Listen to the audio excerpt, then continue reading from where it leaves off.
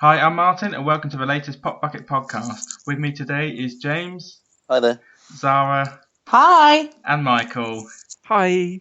And this week we're talking all about the Eurogamer Expo. We were absolutely shattered, but we're really excited to tell you what we've been up to the last few days. Despite our weary legs and thumbs, we've got a lot to get through today. And livers. And livers. And livers, yes. It's the only way we could cope with another day of walking. So I started drinking at midday yesterday. That was... Wow, that's a coping first for mechanism me. and a half. Yeah, I was trying to tempt Zara, but she was having none of it. Yeah, I was like, no. Remaining professional, I think Zara was there. Yes, although today I now sound like a drag queen, so I do apologise about that. I wasn't going to say anything. But I actually think I sound like Joanna Lumley today. If I did a really posh voice, I could sound like, hello, I'm Joanna Lumley. Tell us. Anyway. So, let's start with the first game we played, which was a Titanfall. So, Joanna Lumley, do you want to care what you thought of Titanfall? I really enjoyed it. I thought I don't know how to... I wasn't very good, I'm not going to lie. I wasn't great, but I managed to kill some people. So I was like, yeah, I wasn't bottom of the list of like who had killed the least. So I'm happy with that. But it was entertaining, I thought. There was a lot going on. And I think switching between like Titan characters and kind of standard characters was fun because you had an option to kind of be in one of like the mother kind of machinery, but I don't think I understood how to play it properly. Yeah, but there we go. It was interesting. Yeah, for those that don't know, it's a first person shooter, kind of in a similar vein to sort of Call of Duty, but instead of sort of kind of getting kill streaks, if you get a set amount of kills, you unlock sort of a giant mech, so this big robot that you can get into, and you can, have like rocket launchers and giant miniguns and things like that. So it's pretty epic, isn't it? I mean, your characters are a lot more kind of mobile, a lot more agile than sort of most first-person shooters. So you can it's a bit like Mirror's Edge. You can run on walls and sort of double jump and jump on top of buildings and things like that. So it's kind of, for me, it felt like quite a clever blend between sort of Call of Duty and sort of the mechanics that you'd get in like a Halo game. So something a little bit kind of crazy hybrid. Yeah, it's like crazy jump physics with sort of really tight shooting mechanics that you get in Call of Duty, and giant robots. So you can't fail. Yeah. So I think it's going to sort of it's not going to revitalise the FPS industry, but at least it makes it more interesting. They haven't rested on their laurels following modern warfare. They have rejigged things around quite a bit and made it a bit more exciting and a bit more open. It looks quirky. It looks different. I'm just looking at, you've got more planes of movement, so you can jump up and down. Like it looks like it's rocket assisted jumps and stuff, and sort of targeting the weak spots on other players' mechs. That looks like what they're doing anyway. But I don't know what I did, but at one point I managed to jump off a building onto the back of like an enemy mech, completely by accident, I might add. Sweet. And at that point, you're able to like mess around with the gears on his back and like shoot kind of into the kind of, I don't know, like the circuitry and stuff, and really fuck shit up, which was quite cool. But yeah, there's a lot going on. The objective types are quite interesting as well. They seem to be kind of vaguely dynamic, so things are kind of ever changing. Sometimes you'll be playing kind of a VIP kind of protector kind of mission, and other times it kind of just turns into like all-out deathmatch. But what was it? We watched a little video beforehand, like 5 minutes long, giving us a quick sum up about the game and stuff like that. And was it they called it campaign multiplayer? Yeah, that's what they've called it. Yeah. So you got objective-based, modes, a bit like Battlefield to an extent. You're pushing up through a map, you got to do something. But what I quite like, even if you're a losing team, and like we were, there's a mechanic where you have to escape the map, where you all have to run to the extraction point where like a plane comes down and hovers, Like a drop ship. Drop ship, that's what I'm looking for. And then, like, if you get on it, you get quite a few XP, even though you've lost a match. Yeah, it's like a sort of an epilogue, isn't it? It's like a chance to sort of redeem yourself, like get a few extra kills maybe, or and it gives you something to play for as well. Yeah, the other team have to prevent you from getting there as well. So it's not like the other team are just sitting there. The other team are trying to prevent you from getting to that point. I didn't make it, unfortunately, because I couldn't jump up the wall. I got confused. But, but yeah, I thought it was good. It's interesting. Yeah, it was good. But sadly, it wasn't on the Xbox One version we played.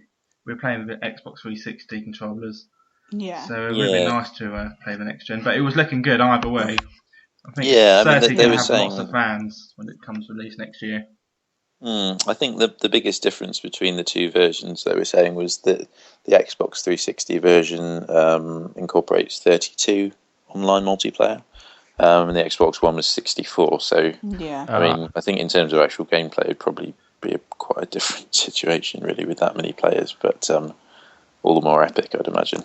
Yeah, actually, we've got to think about if the maps are going to be any bigger, because they do it unlike the PC version of Battlefield to the console ones. They make the maps bigger.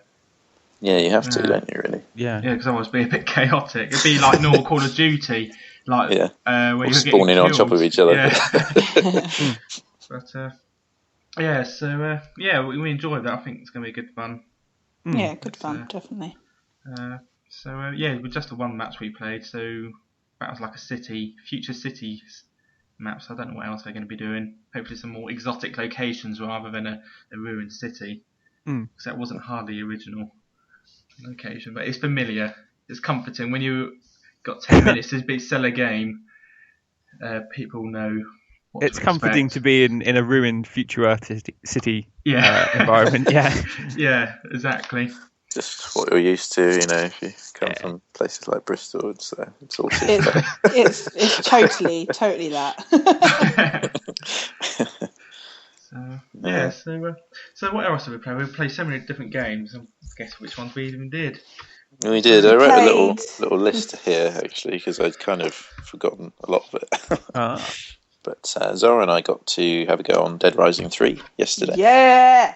Which was pretty damn good. That was on the Xbox One, wasn't it? Yeah, Xbox One. It was really fun. We had a chance to talk to one of the developers as well. He was kind of helping us along, telling us bits and pieces about it as well, which was really interesting because he worked on Dead Rising 2 as well, and he'd done bits on Terror is Reality. So he was obviously the guy who was telling us bits and pieces. Some of the combos and stuff were amazing this time. They've made it a lot more user friendly. I think James can agree with me on that. It's a completely revamped system, isn't it? You can combine the actual combination of weapons. So in the old games, you'd find like a workbench and several bits and pieces to combine. Nowadays, you can, or in the new version, you can just combine things on the fly, so you don't need a workbench. That's good. It's got quite an intuitive sort of recommendation system as well. So if you pick up 2 items, try and combine one item, it will just automatically switch to the other combination item and just gives you an instant combo, which was fantastic. It's really quick as well, which is great. Really quick, which means that rather than what I used to do in Dead Rising 2, which James has seen me do as well, is I'll carry a bucket or something, and then I'll run over to a bench if I can find one, and then I'll be like, put it on the bench, then run away again and try and find something that I can combine it with, and then go back with something and it's you can't even combine it. It's oh great, but this one works where whatever's in your inventory, if you just select it. It'll automatically tell you if there's something else in your inventory you can combine it with, and you just press A. There you go. You've got a massive combination there. And the ones that we automatically had in the demo were really good. They were really entertaining, and I got a lot of XP for that, so I was happy. Cool. Yeah, I mean, we only got to kill it was 300 zombies or something because we had a 10-minute demo, but it was immense fun. There was there seemed to be a much kind of greater focus on vehicle usage in the game. So there was loads of vehicles strewn around this kind of cityscape, which you can drive, and you can actually even combine vehicles now to make some really crazy modes of transport. So the guy the developer stood next to me was well, try combining that motorbike over there with the kind of steamroller on that side of the road. And that was awesome. He made like a roller hog, which was just incredible. That does sound pretty good. Yeah, it but was then very combined entertaining. it was like a Lamborghini with like an ambulance, and made this like giant kind of monster truck that fired propane tanks, which was like what? That just sounds like the most awesome thing ever. Yeah, it really was. Yeah, I'm really glad that they kept all the fun stuff in, because that's Yeah. what gets people to continue playing it over and over again, is how many different combinations of crap that they can do and how many zombies they can knock out, and watching, the complete wreckage that you can make with these great combinations. So I'm glad that they kept all that good stuff in. Do you remember any of the, what are some of the weapon combos that you could come up with just like off the top of your head? Had like there's like a sledgehammer with some razor blades, so you made like a razor sledge. Tasty. And you've got like kind of a bit like sort of Dynasty Warriors. You've got like a kind of a weak attack and a strong attack now. So the X is the weak and the Y is the strong attack. You can also do like grapple attack. So it's really brutal kind of, saw people in half kind of grapples, which is quite good. We had like some really simple stuff, like you pick up like a shotgun, picked up a machete. You can turn that into like a bayonet, so you can melee people when you're not shooting them. And there's what else was there, Zara? There was some really good stuff actually. Yeah, there was. I can't remember. I picked up something that was electrical of some description. It was like kind of like a hammer or axe of some description that I managed. I don't even know how I did it. I just automatically had it and pressed A because there was a combination there. And well, looking at your screen, it was just like carnage. Yeah, exactly. It was just electricity going through about 100 zombies around me with one like swift swing. It was really, really good. Sweet. But yeah, I think they've kept it. They've really thought on their feet with that kind of stuff, and they've made the way they've moved buttons around generally on playing the game, but it worked really well, because when you've been playing a game and they change the buttons, you're like, oh, I don't know how to do anything now. But it was a lot easier to maneuver through things, obviously adjusting a little bit to like changing weapons and stuff or whatever, but otherwise it was really easy. And you had like an inventory wheel now, didn't you? Instead of like pressing one button to go back and forward, you can actually instead of like rotating with the bumper. Yeah, it was good. Yeah, good addition. They've been listening, I think, to what people have been saying about all that kind of stuff, so they've made it a lot more user friendly, I would say. Yeah, because I know I tried out Dead Rising 2 when it was like released for free on the 360, wasn't it? And the inventory always struck me as being a little bit clunky. So I'm glad they've tuned that up. But it's quite a tidy way of doing it actually, and it's kind of in keeping with what you'd see elsewhere. Like GTA has implemented that system, which is quite nice. The sort of radial wheel, which is, I think it's the way to go at the moment, really. Yeah. And also means you only need one button, which is great. One thing that I didn't see with it though is because obviously with Dead Rising 2, one of my biggest gripes with it was the loading times and the needless cutscenes for like 2 seconds for Chuck to look over his shoulder. So obviously with the demo that we had, which was just like straight up 10 minutes of just running around like free roam, obviously we didn't really see any of that. So I'm hoping that they've improved on that as well. I'll be so annoyed if there's like loads of really pointless cutscenes again with really epic loading times. So hopefully that will be improved too. Yeah, Sorry, I was just remembering Marty your gripe about Dead Rising always used to be you wanted to explore sort of more. Yeah, didn't you? That's it's like that because driving of the time. mechanic where you've got to keep sorting that that girl. Talking to the developer about that actually, and he was saying that they've really they've listened to fan feedback and really kind of loosened up the kind of time limit mechanic. So you've got an opportunity to actually just enjoy yourself and go around and do missions in your own time, because they've kept a kind of a loose time mechanic for the fans that actually enjoyed that. So it's kind of, I think there's optional side quests by the sounds of it that are actually timed, but they're not integral to the main story, which is quite a good move actually, because I always found it a bit restricting, really. Because it's like they just need to add a sandbox mode, because they're giving you so many different option combinations to do weapons and just funny outfits to wear, but they don't give you time to just sit and play in the environment they've created. And it'd be nice if they fix that, or not fix it. It's not wrong as such, but give you the option. Just to loosen it a little bit. Different styles, isn't it? Yeah, I think they've taken it on board, to be honest. Yeah, from what he said, it seemed like they had. So cool. Yeah, cool. One final question for me. What last one was in like a shopping centre? Where's the new one set? Well, it was just in some streets, from what we could see. There wasn't. Yeah, it was like a city high street, wasn't it? Yeah, it was quite a big area though. It was like I got in like I think it was a golf cart, and I was just kind of rolling around for a little bit. But yeah, it's it's Dead Rising. What do you expect? So yeah, I was rolling around, and I was going. I didn't go around the same place twice, from what I can remember. I don't think I did either, actually. Yeah, so it was quite a big crazy vehicles. Yeah, it was quite a big span of area. So it sounds like they've opened it up now, and it's sort of more like a town-based environment with different sort of buildings to go in, which makes sense because they've got more processing power, and you'd be able to explore more areas. In terms of the processing power, we were kind of asking because you start off and you're in this street and you're surrounded by just more zombies than you could count. Yeah. I was kind of saying to the developer, how many kind of animated bodies have you actually got on screen? Because it looks like thousands. And he was saying it's, on the level we're on, it was sort of between 1,000 and 2,000 on screen at any given time. Wow. Towards the later levels, it kind of, was it 6,000? 6,000, yeah. He said 6,000.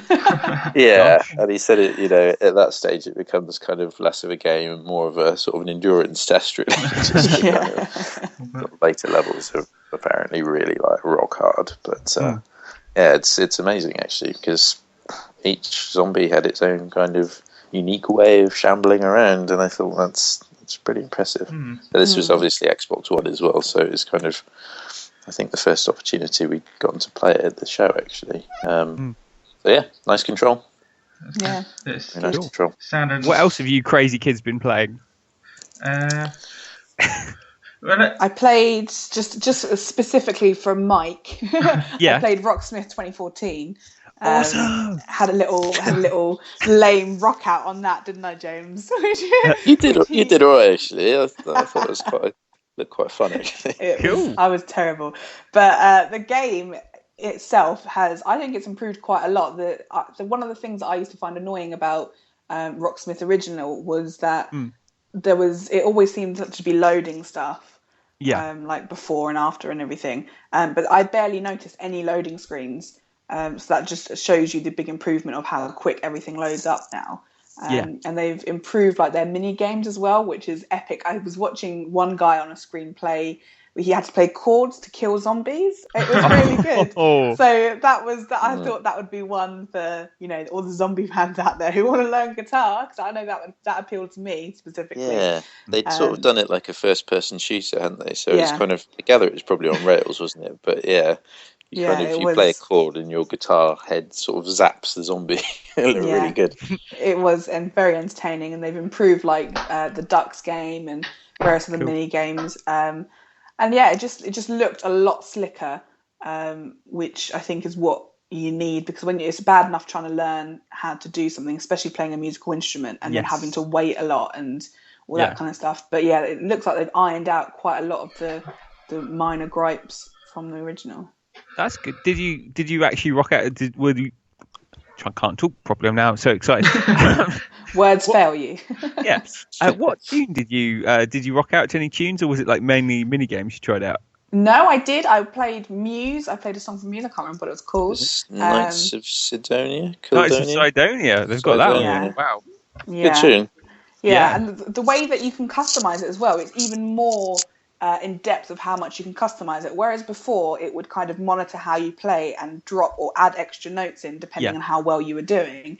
Although it still does that, you can also manually put it in. So you can. There's loads of different settings that you can adjust.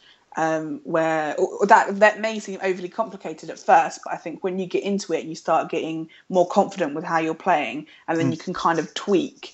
Like the difficulty setting and various other bits and pieces. I think that's a really good tool to have, whereas before it just kind of gauged. And I used to get really irritated because I knew I could play it like this certain patch, and I'd by accident miss one key, and then it would drop a whole series. It would drop your level down. Yeah. Yeah, that would be really annoying.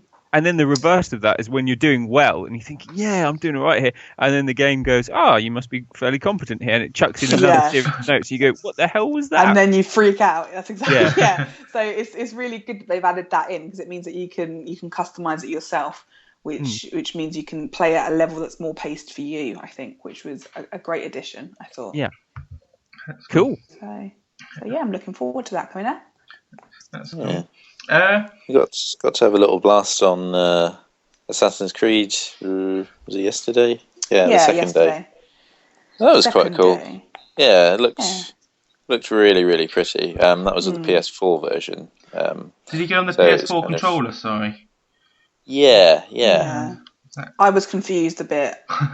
I'm generally confused when it comes to PlayStation because they keep pressing the wrong X. It threw me off completely with that, but it did look very good, and I managed to end up playing a demo that no one else was playing. I think I pressed something different. Yeah, you did. Everyone else was on a boat. I was in a jungle. I'm not going to complain. We did a bit of naval warfare, so they've kind of really beefed that up quite nicely, to be honest, because it's obviously primary sort of component of the game there. But yeah, sort of there's additional things that you can do from Assassin's Creed 3, so you can now kind of, when you've taken down sort of a ship's mast and they're kind of like a sitting duck really, rather than just sort of blasting them out of the water, you can now kind of get close to them and actually board them. So your crew sort of throw these grappling hooks over and start sort of heaving your ship towards theirs until you get close enough to actually board them, and then you go and sort of take down the captain, and you can choose to spare the men and sort of convert them to your calls, or you can probably have them walk the plank or whatever, and sort of take their sort of valuable resources. So it's quite a nice little feature. I got a bit cocky and tried to do an assassination quest, which was, I think it was quite one of the more difficult ones, and just got absolutely mullered, thrown off the ship, and then somehow I managed to break the game. I don't know what happened after that, but it froze and they had to reset my console. So boo. I'm looking forward to that. I love Assassin's Creed, so that was one high on my agenda. Yeah, I'm looking forward to sailing around the Caribbean. It does look good, that, because Assassin's Creed 3 was alright for me, but I just didn't enjoy the whole setting and environment and things like that. But I'm looking forward to the pirate theme, Caribbean setting and stuff like that. It's got a lot of appeal, hasn't it? Because I love the sort of Renaissance Italy of, like, you know, Assassin's Creed 2 and kind of Brotherhood as well. Constantinople was okay in Revelations, but there was something. It was a huge open world in 3, but I think you're right, Martin. It's something about the frontier that kind of turned me a bit cold. I don't know. I was thinking about it. It's like, if you think about Grand Theft Auto San Andreas, and then it went to Grand Theft Auto 4, and that was like grittier, moodier, sort of wasn't colourful. Then it's gone to GTA 5, which is bright and colourful and fun. Whereas like GTA. Assassin's Creed 2 was sort of more interesting, excitable characters with personality, colourful Italy in the Renaissance, and then it went to a rather drab and dreary frontier on the whole for Assassin's Creed 3. But now it's gone bright, colourful, tropical beaches, sunsets, lovely ocean. And also there's something just about being in that pirate world as well. I mean, I remember Sid Meier's game Pirates as well, which was like a really early PC game, to tie it back to something completely different. And it was absolutely rock solid hard, that game, if you played it on the difficulty settings, but you persevered just because, you know, I'm being a pirate, you know? I mean, that's exactly. Wahara me hearties. Exactly. Wahara me hearties. Anyway, that's not right. It's like a German pirate. I don't know what's going on. Like a German pirate. But I think it's going to be fun, the new Assassin's Creed. So it could be one to tempt me back into the series, because I haven't been back since 2, so I've been out for like a long while. But I really enjoyed 2, so we'll see. Right, next thing. Although we did enjoy the big AAA games, I think we can all agree we had more fun and excitement on the whole at the Resd area. The unique games. Yeah, I really enjoyed those bits. Fun there. There was some good stuff going on. Yeah. Yeah. I enjoyed. We played a game called Forced, which was like they called it a tactical arena combat game. So it was up to 4 players. So we played as like a 3, and you basically select a different class of sort of warrior, and it's kind of like a top-down kind of. I don't know. It's like a little combat game. It reminded me of sort of Gauntlet back in the day, but it had a bit more of a sort of puzzle element to it. Some of the puzzles were quite fiendish, actually. Especially when you're being attacked, like loads of little creatures running around. Yeah. Sort of slicing at your characters. But it reminded me a little bit of Defense Grid. Did anyone want to play that? Yeah.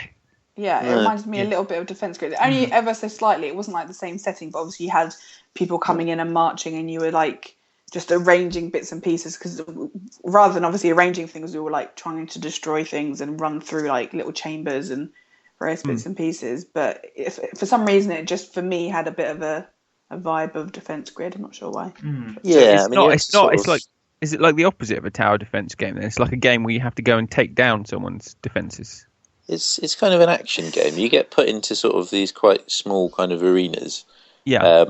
Building up to like a big boss battle at the end. So it's like there's maybe 4 arenas and then a boss battle, and then the same again. And each arena's got like a different objective. So sometimes it's just you have to kill all the monsters. Other times you have to like destroy statues whilst being attacked by monsters. But it's not as straightforward as that really. There's kind of some quite complicated kind of puzzle mechanics within it. But you have to kind of really work as a team and like sort of exploit each other's skills a little bit.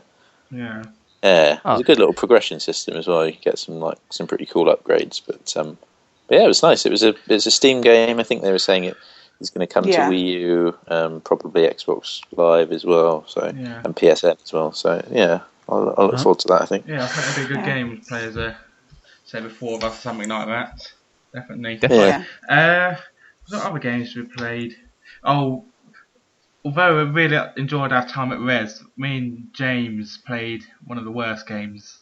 I played a while. It's the most unoriginal title ever. It's Tomb of Runes. Tomb of Runes. It had problems. Tomb of Runes. But it was. It has legs, a general idea, but it's just like it needs a lot of polish. Whereas it looked a bit like a primitive sort of Tomb Raider, didn't it, to begin with? Yeah. But without the sort of jumping around and stuff, just walking. I didn't really know what we were meant to be doing, to be honest. We picked up quite a few items, for the most part, which were books. And then I think Martyn got attacked by something in the dark. Something just came out from the depths because we were laughing because we weren't concentrating. Because when you picked up another book, the book you were holding sort of got stuck to your character, on like their belt. But it was a technical issue. It's just like I had 4 books sort of hanging off me. Stuck to your arse. Yeah, like an open book on your arse. I actually think you were supposed to be able to collect those books and have like them on a belt. I think that was the idea. But it just looked really like glitchy. It looked like it wasn't supposed to be there. For example, I think you were supposed to have 3, so one on each side and then one on your back, like as a belt kind of thing. But for some reason, one of Martyn's one on the side was open. It was just like on the side, so you had like a big book, just like it was just weird. It was really. It was weird. I could see it had potential really because it was a 2-player co-op thing, and you kind of work as a team. So one of you holds the torch, like the lantern. And the other one goes sort of shotgun, exploring. Yeah, and you have to kind of work together because I kept walking off with a torch and Martyn was left in the dark. Every so often something would come out of the dark and get him. So, oh no. But it wasn't quite ready for release yet, I don't think. I think it needs a little bit of finessing. Yeah, definitely. A lot of finessing. Probably a generous comment, I think. But so I forgot the one. I didn't play it, but you did. The one I was most impressed with, the storybooking looking one. Yeah, Framed by Love Shack. That was a really. It's an iOS game, and it was basically you have to arrange different sections of a comic book to complete the story. So it's like video. So you start playing the video. The first like little screen and the last screen is static, so they stay there. But then you can arrange the other images around to get the guy from start to finish, basically. And he's obviously framed for something. He's like running with a briefcase, basically, and the police are stopping him around every corner. But depending on which way you moved all your slides around, would decide whether he got caught or whether he made it to the end, and then you can move on to the next puzzle. And that one, for me, I really enjoyed because it was something different, something that I'd not seen before.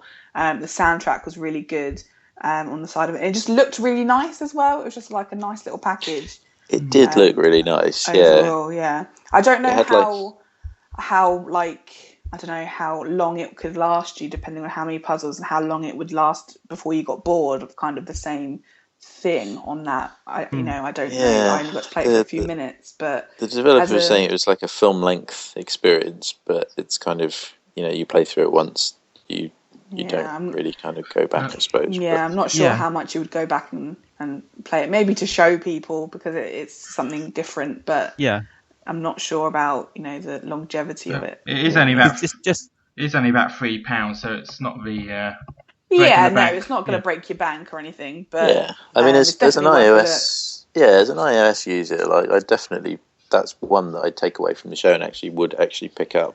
Yeah, I would as well. On my own dollar as well, so that would be. Yeah, I'd be quite keen on that. It had a really nice sort of suspenseful little soundtrack, didn't it? Like sort of. Yeah, it was really like espionage movies. Yeah, it was really well thought out, which I thought was nice because you get so many kind of Android and like iOS apps that are just kind of thrown together, and it seemed like because we were talking to the guy who made it, and he seemed like he'd gone through quite a lot of thought process of trying to figure out what would be good and what would be slightly different, and it just seemed like a good thing. I mean, it's not. I can't remember. I think he said it was out the beginning of next year. I think. Yeah, I think that's correct. That sounded about right. But I think I'm going to pick that up. Another one that I played. I think Martyn, you were there when I was playing it. Was like an 8-bit game called Fist of Awesome. Yeah, Fist of Awesome. But you would have loved this. You've got me at the title already, mate. Yeah, exactly. Literally, I walked past it and I saw the poster. I was like, "Is that Chuck Norris as like an 8-bit character?" And like, I walked around and the guy who'd made it looked just like the guy in the thing. I was like, "Oh, it's you!" And like, he explained to me that it was basically he'd modelled the guy on himself. So he looks slightly Chuck Norris-esque, and he's got a big old beard. And basically, all you do is you run through the woods and you punch deers and punch bears, in like an 8-bit game. So I mean, again with that one, it was fun, but for me personally, I got a little bit. It got then too much because the bear. Sounds really weird. It got too much for me because the bear was like. I don't know. You were trying to fight this bear, and then there was like all these deers running around and like whopping you on as well. And it was really entertaining, and it looked really nice. But something about it, I'm not 100% sold on it. But it was good to have at least a look at. Yeah, because I'm just looking at a still from it now, and it's got a picture of a man in a lumberjack shirt, and there's 3 sort of deer, bison dancing around him, and it's got like a caption that says "Battle Bison, crush the hairy-faced Harlequin." There was some really nice it had a lot of character to it, considering it was just literally like an 8-bit game where you literally just go around punching things, which is the main goal of it, really.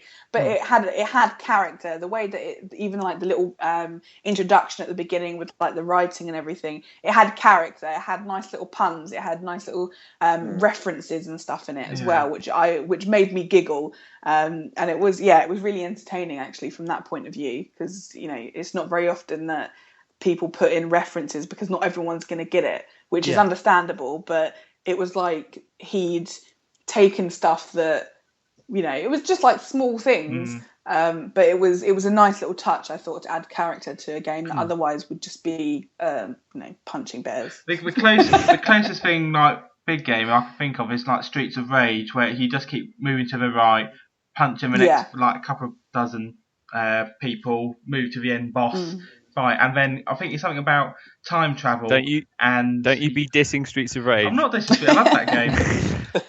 He's comparing. I'm comparing it. Okay. But I think like that, and because of the time travel mechanics, it's like I think you end up in different worlds and different sort of locations, and basically just keep going to the right, punch more things, and carry on.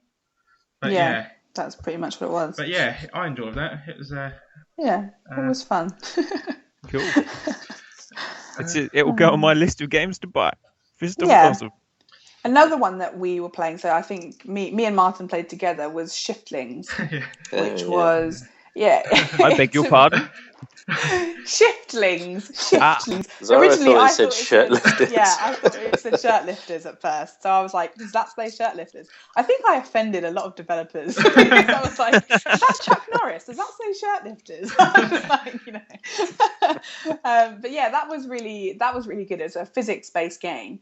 It reminded me a little bit of Little Big Planet, but it wasn't. It was a mixture of Worms and Little Big Planet for me, is what I thought anyway. And it was basically like a co-op game where it was. You didn't have to play it as co-op. Me and Martyn played it as co-op, where you're basically trying to get through these little obstacle courses, pretty much. But that was really entertaining. I quite like that. Martyn, you quite like that one as well, didn't you? Yeah, I really enjoyed that. It's easier as a team because it saves switching characters, moving around. You just got a better flow as a co-op. But it's good fun. It's sort of bright, colourful. It was simple, but we and Zara are quite puzzled at times how to do something. I think it did need a bit more polishing up in terms of physics, because there's times where you had to jump on one of the other characters, and there's very small sort of target where you could actually get it right. He sort of jumped on him, but he didn't actually bounce off. So a bit of technical polish, but otherwise that looks like it could be a very good fun game. Yeah, that was really. Me and Gareth had a blast playing that one. I think you're right though with the physics. Sometimes you seem to maybe just jump slightly off, and you'd end up sort of behind the character rather than actually on them. Yeah. But it was pretty good. It was, the puzzles were quite a nice challenge. I think at times maybe a little bit too much of a challenge because we both felt a little bit thick. The developer was behind us. She was like, "Oh, come on, guys, you'll get it eventually." Yeah, she was really nice though. There's multiple ways that you can attack these kind of challenges. Like you'll figure it out. We were like, but we did in the end. We did triumph. Was it a Norwegian game or Swedish? Scandinavian. Yeah. I think she said she was from Norway. So yeah, that's nice. Another independent game. Yeah, we had a lot of people from that kind of area, who'd brought their own kind of indie games in, which was quite nice. I thought, but what other Res games was there? Because I can think of a game that wasn't in the Res area and that indie area that I want to talk about. Martyn, you spent a bit of time on War for the Overworld, which is quite an affectionate title for me, because I used to be a massive Dungeon Keeper fan, and I know you did as well. Dungeon Keeper is one of my favourite ever games, the first and second one, and so this is a War for the Overworld, essentially Dungeon Keeper 3 that's been kickstarted, and I absolutely love playing it. It's brilliant. It's just they perfectly got the essence of the originals. In terms of design, aesthetics, mechanics. They've modernised aspects as well, which is good, because although it plays well, it's 15 odd years old now. No, it must be nearly 20 years old. I reckon it 96. Yeah, about that. Yeah, 70. Yeah, it's an old game now, so they've modernised it, and they've done an amazing job, I think, of that game. It's the only game I've kickstarted, and I'm proud. I'm really looking forward to playing it when it's properly out next year, I think they're saying now. So, I mean, I was watching over your shoulder, and sort of anyone that's played Dungeon Keeper, I think would feel right at home, really. Like there's a lot of things that they've carried forward, like the sort of imps and kind of, even the way you sort of dig out your kind of dungeon, really, from sort of the earth. It's it was really nice to see, actually. I quite look forward to giving it a play in the future. Yeah, I'm gonna love playing that when it's out. I can't wait now. I want to play with beta. I'll stop recording this podcast and play with beta again. I just want to play it. It's a brilliant game. I'm excited for that. it'd be good to do like an online sort of multiplayer as well, because I think there was a multiplayer on Dungeon Keeper 2, wasn't there? But I think fairly rudimentary back in sort of 1999. It's not like it is now, multiplayer games. So I'd like to play that multiplayer. Martyn, there was See a you game. there, sir. Martyn, the game that Martyn had actually arrived early before me and James. So by the time we turned up, he was wearing a hat, which was a leaf. If you check our Twitter feed, you'll see a lovely picture of Martyn dressed as a tree with a leaf on his head. But that was for a game called Tearaway, which I didn't get a chance to play. But Martyn, what did you think of Tearaway? Yeah, I thought it was alright. Again, that's the environment of expos doesn't always give you the time you need to get to grips with the controls and work out what's going on. But I was enjoying it. It's made good use of a Vita, but it's like this touch screen and rear touch screen without going overboard, because some games when they come out on new consoles with new features, they like go crazy with adding every single function into it, which ruins the gameplay. Like Uncharted Golden Abyss, they just used every single function, like rubbing the back of a Vita to like swim or climb. It's like, no, I just want to press up on the analog stick.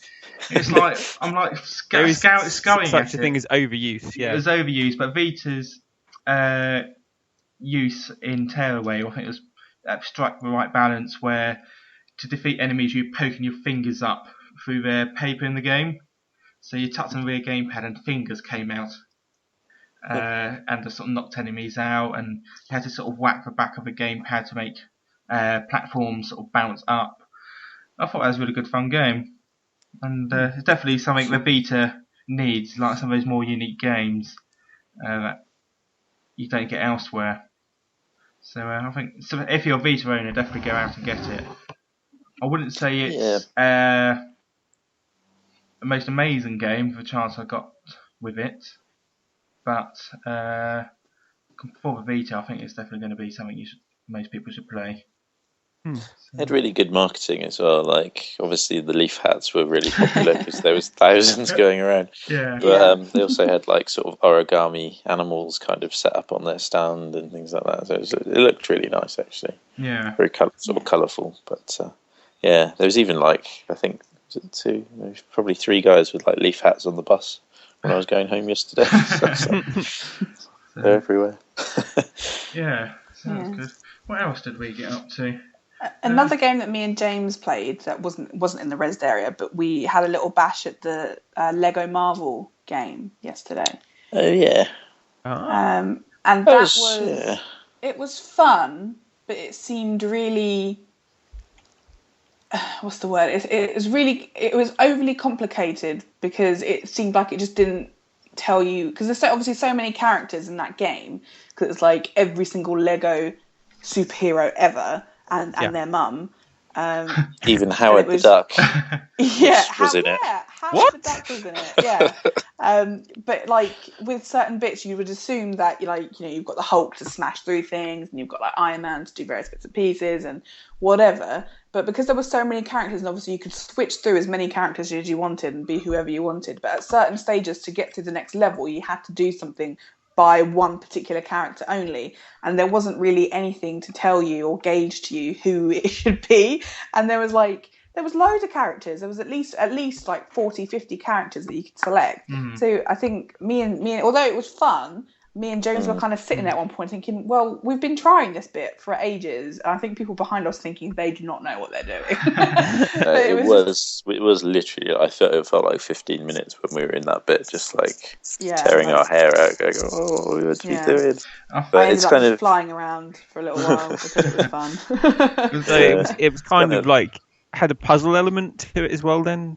Yeah, I mean, I don't know if you've played like previous Lego games, Michael, but it's a bit like if you've played like Lego Lord of the Rings or Star Wars one. The Star Wars one, yeah. There's bits and pieces where like each character's got their own unique ability, and I guess like playing through the game from the start, like on Lord of the Rings, you kind of get to know those characters' abilities, but. And maybe that's part of the issues, as we didn't. It could be.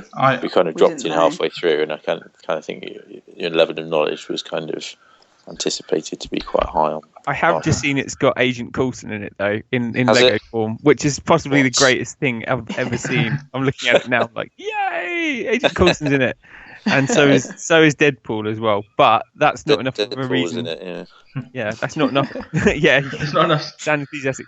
No, it's not enough of a reason for me to buy it if like they're shuffling between characters and not giving you enough time to know what the specific ability they've got is to help you get through the puzzles. But to be fair, I think a lot of it would be like experimentation. And I think the demo we were playing was sort of free play, so it's kind of, I think usually on a Lego game you wouldn't have that much option over the characters. I think you start with 4 characters on a level.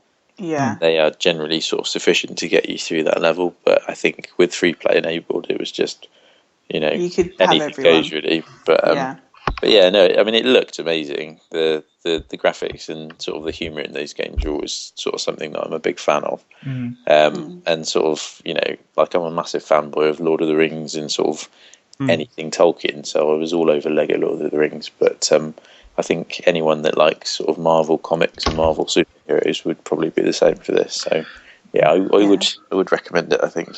Yeah, I'm going to enjoy it because I enjoyed Lego Batman 2 DC Superheroes or whatever it's called, that one, and enjoyed Lego City Undercover, despite there's a few issues with that game, I thought.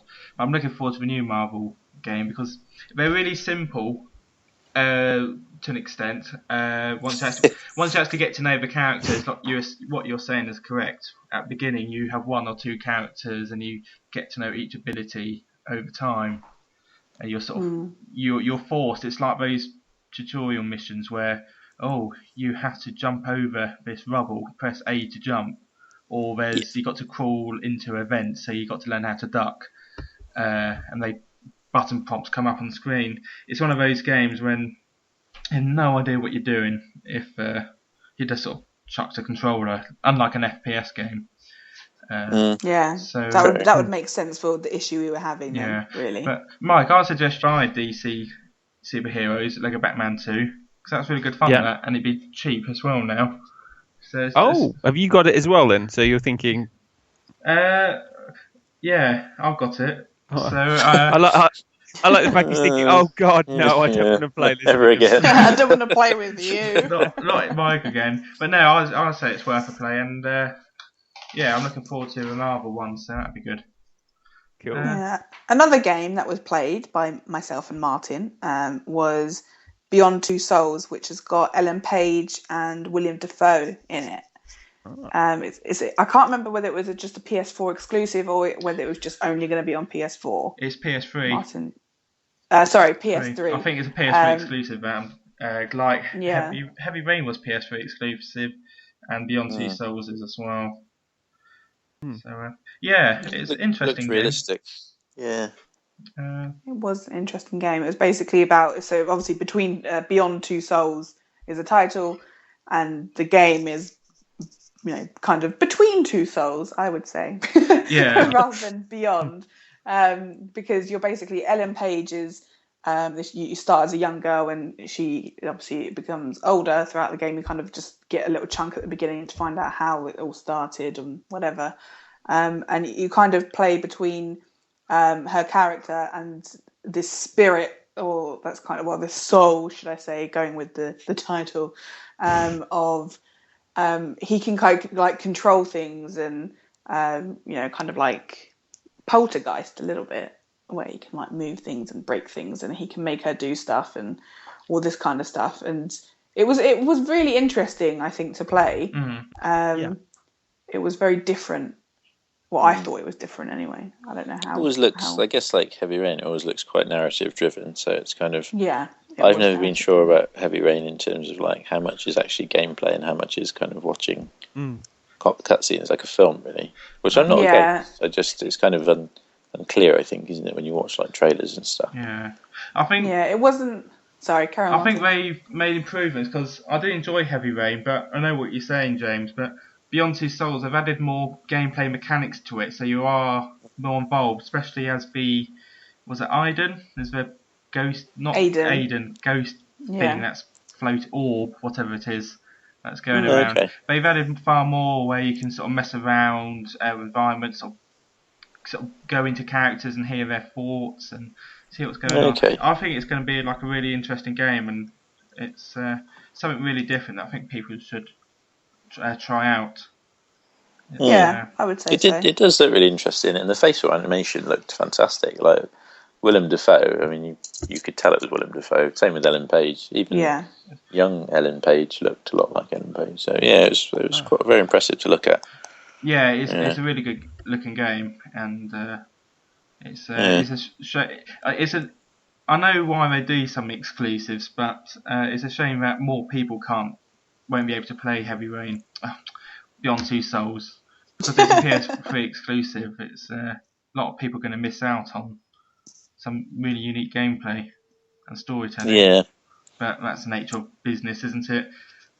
It's business as usual, isn't it? Yeah, those corporate suits deciding what we can and can't play. All right, calm down, Mike. Bloody Sony boardroom. We're not going into a debate, guys. This is Eurogamer, the games. Right, keep it. Speaking about business, we were at the expo on business, but we also got to combine with some pleasure. We went to a really nice Turtle Beach event on was it on the Thursday night? Yeah, it was Thursday night. Which was really cool actually. They'd filled a bar with sand and deck chairs and sand sculptures and palm trees, and it was really, really well done. We got to see some technology as well, which was all very impressive. Their headphones were pretty nice, because I haven't ever really owned a decent pair of headphones. I just have a cheap one from Argos at like £5 most of the time. But you do appreciate the decent on-ear headphones and Wi-Fi or wireless capabilities and stuff like that. But we were looking at the iSeries, like the iOS kind of branded kind of headphones. Yeah, I think it was Apple approved, wasn't it? Apple approved. That's right. Series. Yeah. It's not official, as far as I'm aware. It's literally just it's Apple approved by sort of Apple, and sort of well integrated with like iPhones and iPads and iMacs and everything. So it looks really good. It's just launched, doesn't it? So I think that's why they were talking a lot about it. But it seemed they looked decent. They looked like Turtle Beach, but for non-gaming, which was for me is interesting because I don't really use headphones for gaming. But I thought it looked decent. They looked nice. They're pretty. And they had mini burgers at the event, which just clinched it for me. After tiring out the expo, the burgers were appreciated. Yeah, I like mini things. They make me feel like a giant. I'm just trying to think what else I played. Ethan Meteor Hunter. You played that, James, didn't you? No. That mouse thing. The physics-based one. Yeah. A lot of physics-based games this year. Yeah. There was a bit of a physics theme, wasn't there? Yeah. So you had to getting scientific on that business.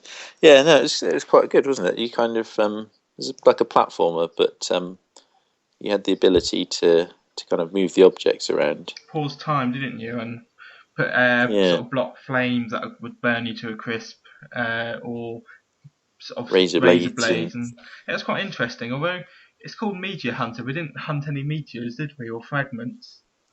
Well, you're sort of picking up little green bits along the way, but it wasn't really clear what they actually did. I mean, it was just seemed like a sort of scoring mechanism or something. But maybe it's a bit of a random one. A mouse that likes meteor pieces instead of cheese. Yeah. But that's there was another game that I played, and for the life of me, I can't remember what it was called. It was. You sir, or you, madam, are being hunted. We did play a bit of that. I played that. No, it was. Yeah. Yeah. No, this one was. You played as you were going through a dark maze. It was like a 2D kind of side-scrolling, and it was really clever in the way that it looked a little bit like. Is it Limbo? A little bit like Limbo, a little bit like Fez, like a little mix of those Fez two. Is the one that we were comparing it to. It's like a little character. It's all kind of grayscale, and you're running through a little maze. But to get through certain things, because your little character is made of glass, pretty much. So if you jump from something too high, you'd hit the floor and die pretty much and go back to where you were.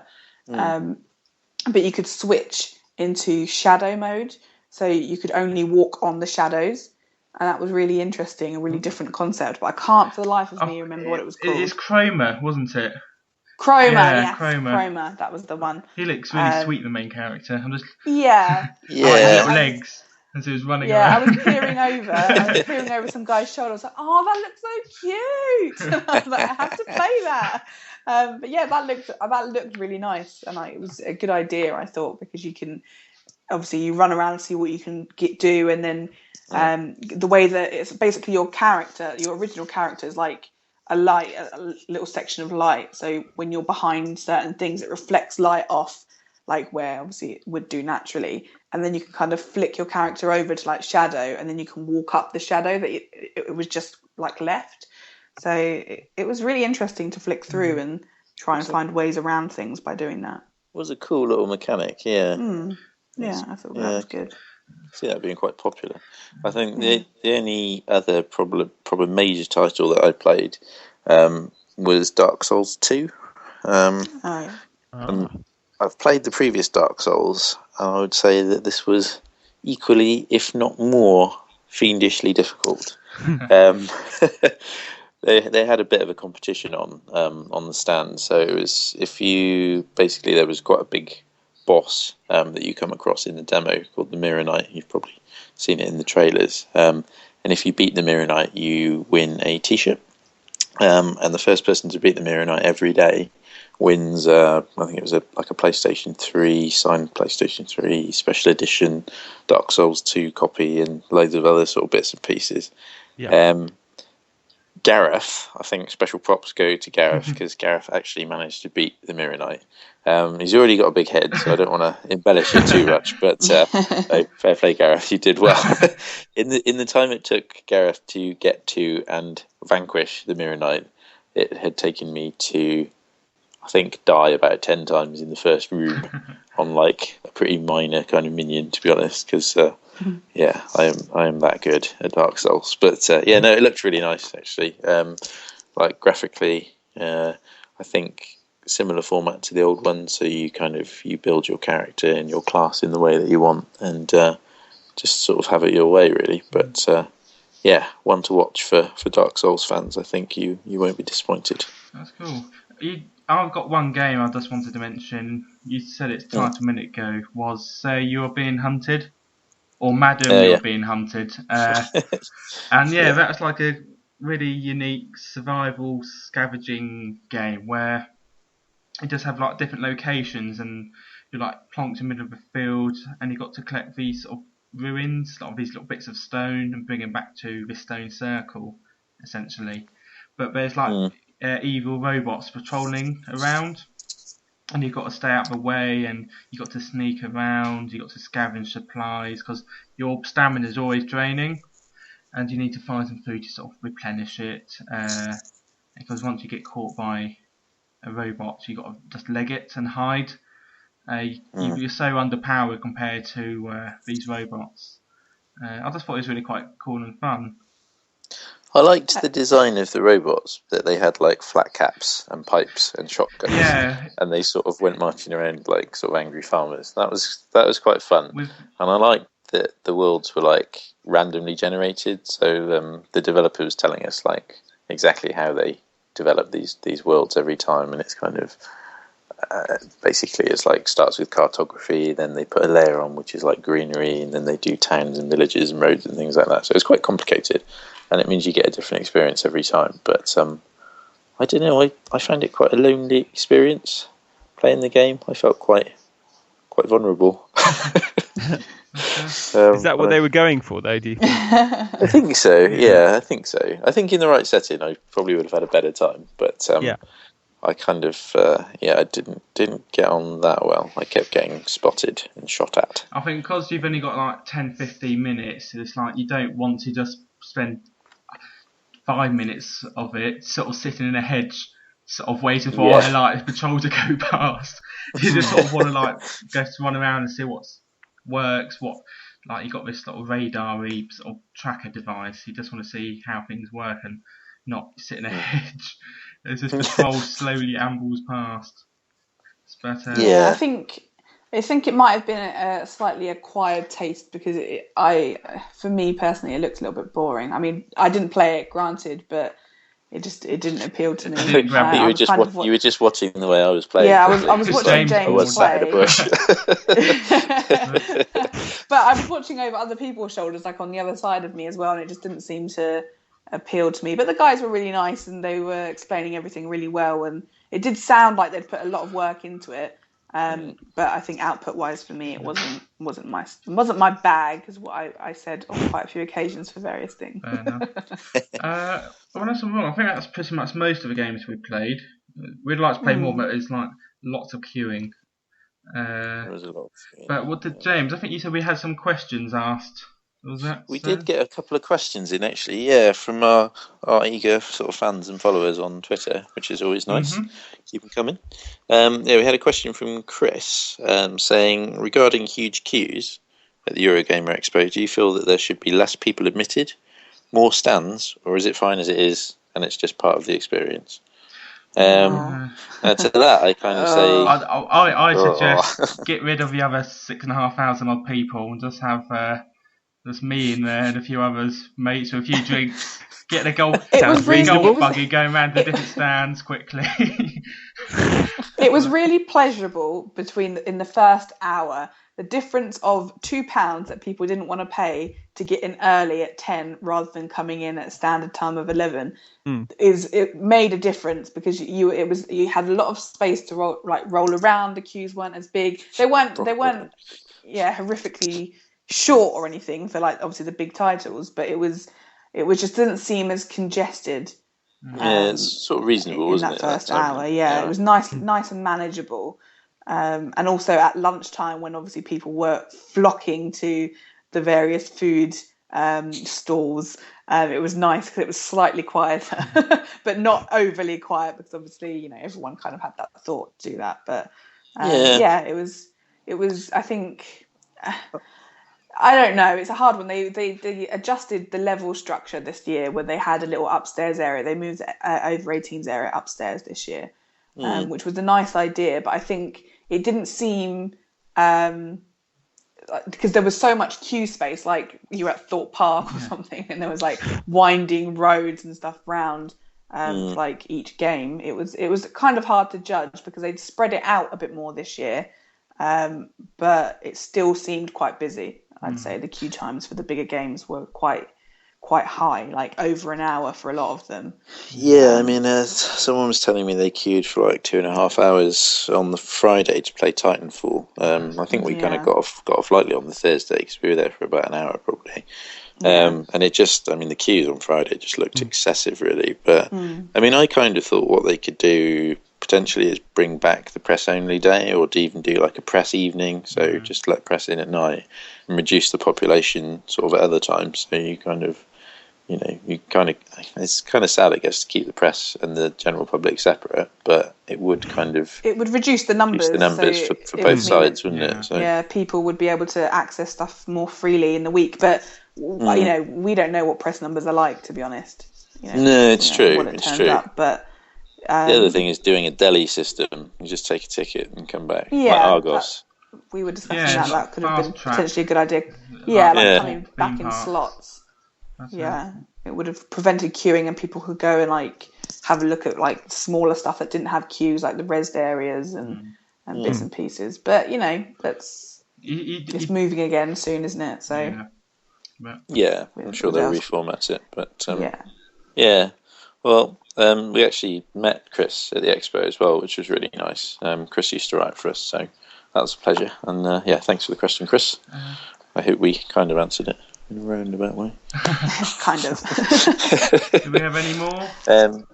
We had one from Zohaib, which was, what was the best cosplay that you saw on the cosplay stage? Didn't really spend much time on the cosplay stage, but still quite a few cosplays in and around. We saw probably the best one I saw was we saw quite a few like Dark Brotherhood people walking around from like Elder Scrolls, so that was quite cool.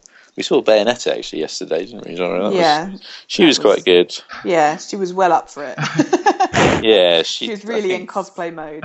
She was quite happy to be Bayonetta and getting all the attention from dribbling men. But I saw a lovely group of kids. I say kids because they were younger than me, so therefore they're kids. Who were dressed as the Left 4 Dead characters, the original Left 4 Dead series characters. Oh, sweet! Which was nice. Had the little medipacks and everything. They looked really adorable. Bless them.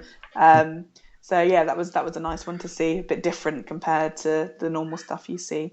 We saw a couple of uncomfortable looking kids as well in kind of skin tight lycra suits like Spider-Man. You could tell by the looks on their faces that they'd regretted it as soon as they turned up, or as soon as they left their house. Probably they regretted how tight it was in special areas, should we say?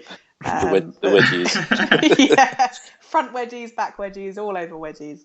So yeah, it was nice to see. There was a lot more cosplay this year, I thought, than previous years. And the fact that they had a proper stage for it and stuff this year. It was quite nice. Appealed to some more people, I think.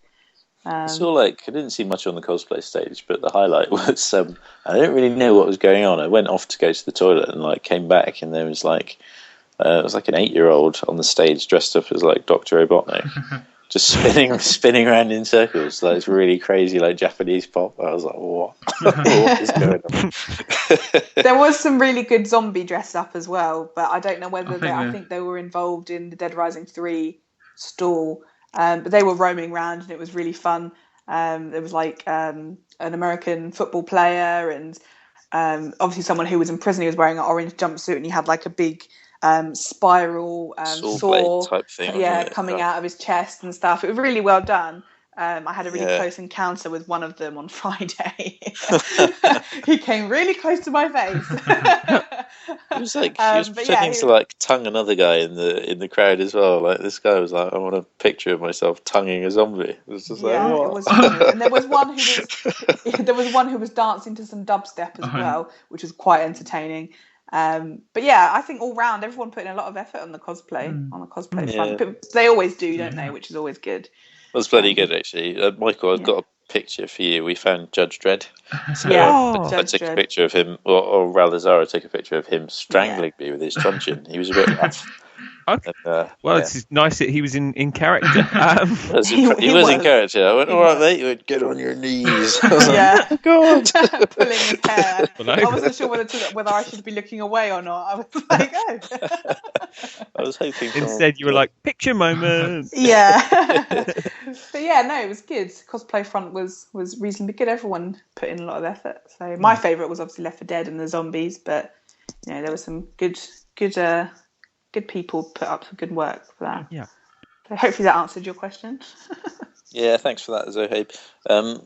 Michael, you had a question as well. I can't remember what it was though. It was just to do with. I think we've probably answered it with what we've been talking about, but whether they got the balance between the big release titles and sort of the more indie stuff right this year. Whether you felt there was enough of an indie presence and there was enough of a big name presence as well. I think they divided it really well this year, actually, because whereas last year they obviously did have a res section, but it didn't seem, and they must have had an indie section last year, but it didn't seem as prominent as the big titles that they had last year. But there seemed to be a nice mix, whether it's because there were different floors this year and maybe that made a difference, which potentially could have contributed to it slightly.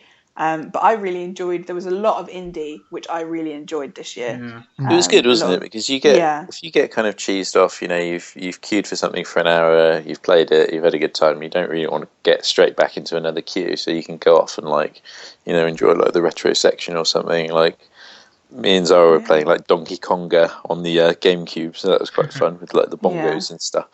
And so it did seem like a good mix. I mean, I think with kind of the availability of technology like tablets and stuff as well, you get loads of people just roaming around with their games, have you heard about this, do you want to have a go on this game, and you just kind of meet people along the way. So we played the Judge Dredd game actually on a Windows phone, that a guy was like walking around with, and a few other bits and pieces. So it was a good varied mix, I think. Yeah, I think they had the balance right this year, I'd say. Yeah, a lot of variety. Cool.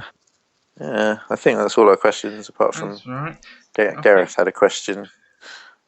Gareth was really a self-involved question. Gareth, if you're listening, that was really self-involved. Gareth's question was, did anyone from the PopBucket team win the Dark Souls? Beat the Mirror Knight. Yeah. Did they? Gareth, you're the answer to your own question. Yes. The answer is yes.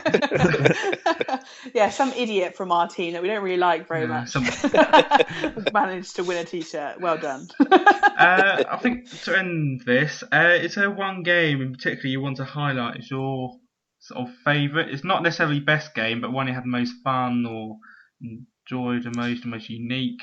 Just a special mention. For me, it was of all the games I played, I think Dead Rising was the one to watch out for, to be honest. And not just because I had a really nice time talking to the developer; he was an absolute legend. But but also because of just the sheer sort of amount of improvements that they've made to that series. I followed that series quite a lot from the start. It was like one of the first Xbox games I had, and I'm just pleased to kind of see it kind of coming to the next generation, sort of in all its glory. And I can't wait. I'm going to have to pre-order it, which I haven't done yet, so I need to get on with that. Zara?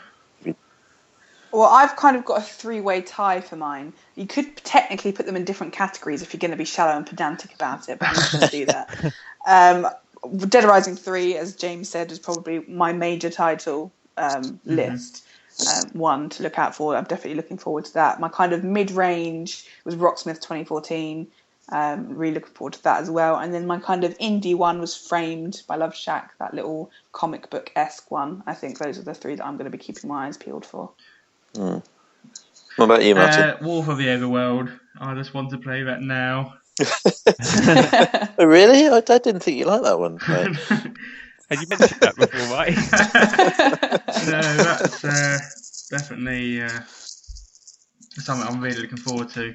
And I'm going to stick with that. Other games, I enjoyed pretty much every single game I played, apart from that Tomb of Rooms, whatever it is.